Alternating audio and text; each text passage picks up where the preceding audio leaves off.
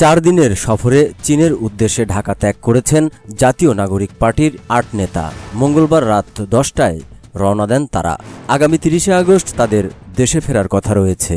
এনসিপির আহ্বায়ক নাহিদ ইসলামের নেতৃত্বে প্রতিনিধি দলে রয়েছেন সদস্য সচিব আখতার হোসেন, মুখ্য সংগঠক শারজিস আলম, মুখ্য সমন্বয়ক নাসির উদ্দিন পাটোয়ারি, সিনিয়র যুগ্ম আহ্বায়ক সামান্তা শারমিন, সিনিয়র যুগ্ম সদস্য সচিব নাহিদা সরওয়ার নিভা, যুগ্ম আহ্বায়ক আবু আলম ও যুগ্ম সদস্য সচিব তাহসিন রিয়াজ।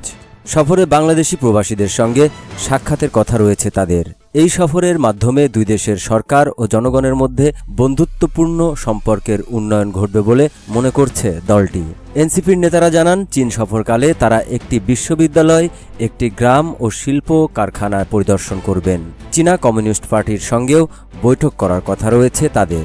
এনসিপির দলীয় সূত্র বিষয়টি নিশ্চিত করেছে।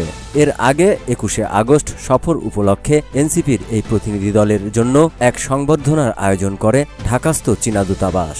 এতে উপস্থিত ছিলেন বাংলাদেশে নিযুক্ত চীনের রাষ্ট্রদূত ইয়াও ওয়েন।